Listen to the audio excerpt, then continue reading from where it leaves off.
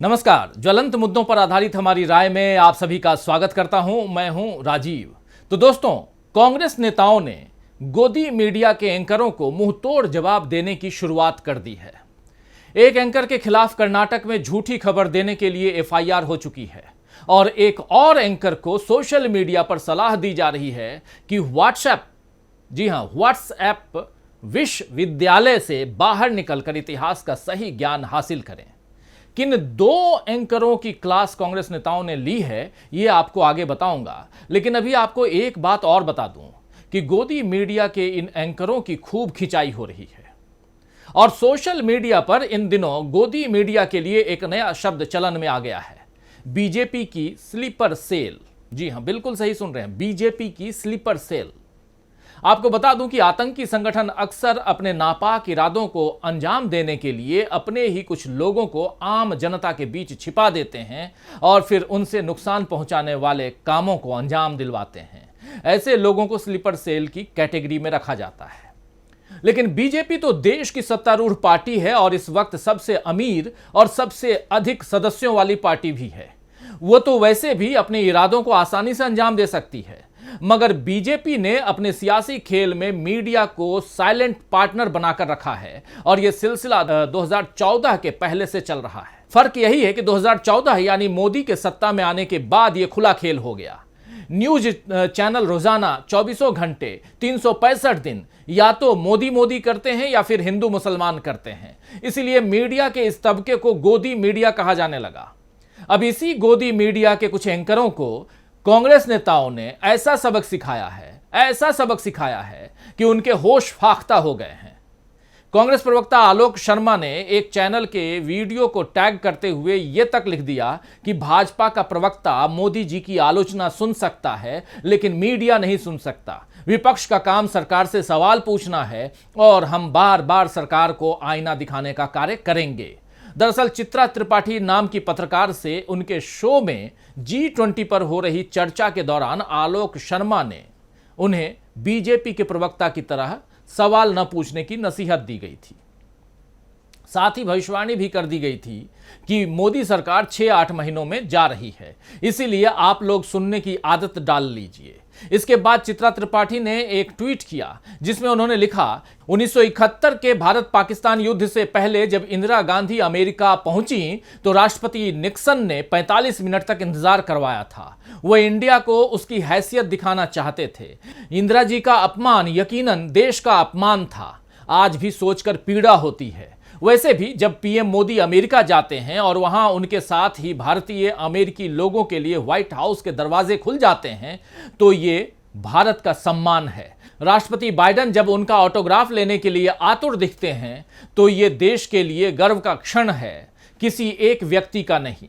जब आप टीवी पर अपनी बात ठीक से नहीं रख पाते और ट्रोलर बनकर ट्विटर पर टारगेट करते हैं तो जवाब देना जरूरी हो जाता है। वीडियो में दिख रहा अहंकार ठीक नहीं है। तो ये बात चित्रा त्रिपाठी लिख रही हैं। चित्रा त्रिपाठी ने सीधे सीधे आलोक शर्मा पर ट्रोलिंग का इल्जाम लगा दिया, लेकिन इस इल्जाम पर वह खुद ट्रोल हो गई।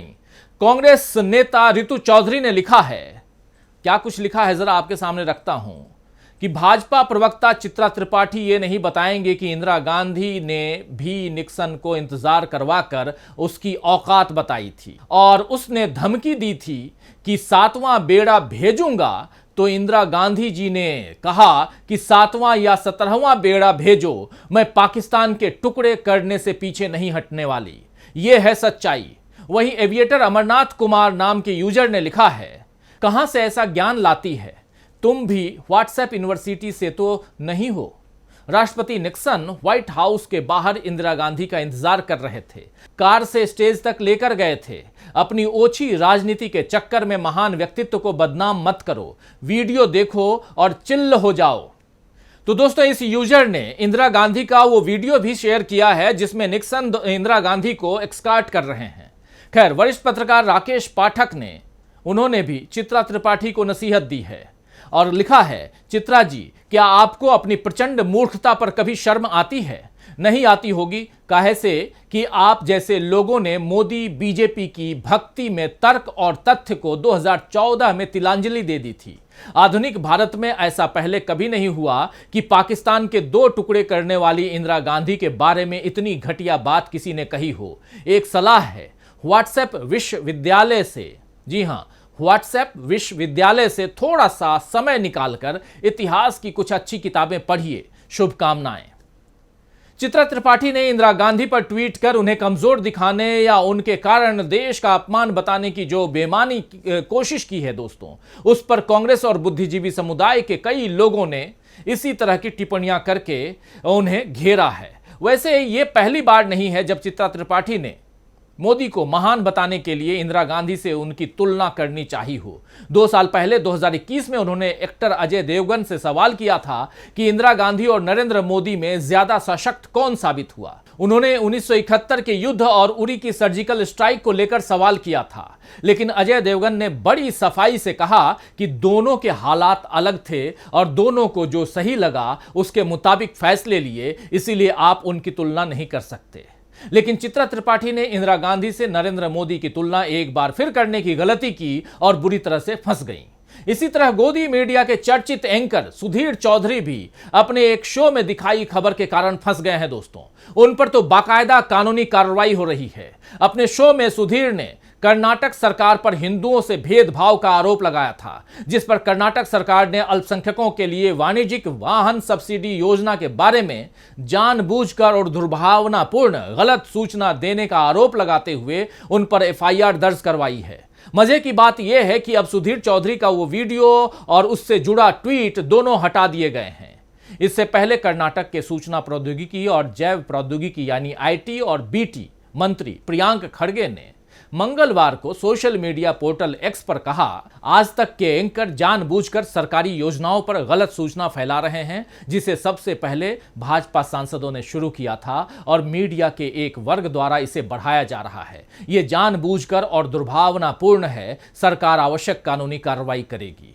पोस्ट में सुधीर के एक शो प्रमोशन का स्क्रीनशॉट था, जिसमें सुधीर चौधरी दिख रहे थे, जिसका हिंदी कैप्शन था कि कर्नाटक में अल्पसंख्यकों के लिए सब्सिडी लेकिन हिंदुओं के लिए नहीं।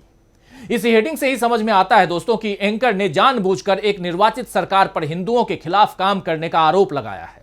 इस एफआईआर के बाद सुधीर चौधरी ने ट्विटर पर लिखा, कर्नाटक में कांग्रेस सरकार द्वारा मेरे खिलाफ एफआईआर की जानकारी मिली। सवाल का जवाब एफआईआर, वो भी गैर जमानती धाराओं के साथ, यानी गिरफ्तारी की पूरी तैयारी। मेरा सवाल यह था कि स्वावलंबी सारथी योजना में हिंदू समुदाय शामिल क्यों नहीं है। इस लड़ाई के लिए भी मैं तैयार हूं, अब अदालत में मिलेंगे।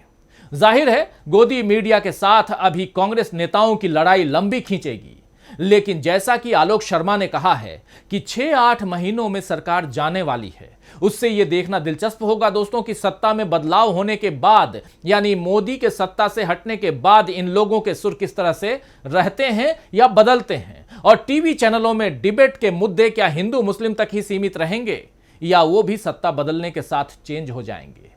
वैसे देश में मीडिया को किस तरह बीजेपी ने अपने हितों के लिए इस्तेमाल किया है, यह किसी से छिपा नहीं है।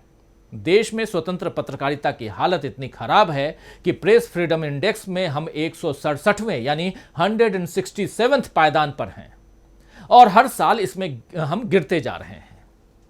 पत्रकारों को सही सवाल पूछने से रोका जा रहा है या फिर मीडिया मालिक उन्हें बता रहे हैं कि किस तरह राहुल गांधी के या कांग्रेस के खिलाफ माहौल बनाना है। राहुल गांधी तो बहुत पहले से इस बात को समझ गए थे। इसीलिए उन्होंने इंडिया की मुंबई बैठक में कहा था कि मीडिया को भी गुलाम बना लिया गया है, हम आपकी आजादी के लिए भी लड़ेंगे, ये राहुल गांधी ने कहा था।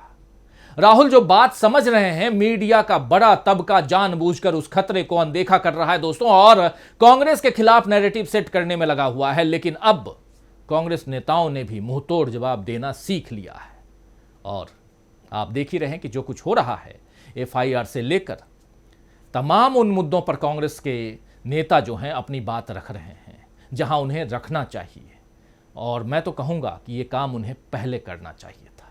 खैर, देर आयद दुरुस्त आयद। तो आज के लिए बस इतना ही दोस्तों, नमस्कार।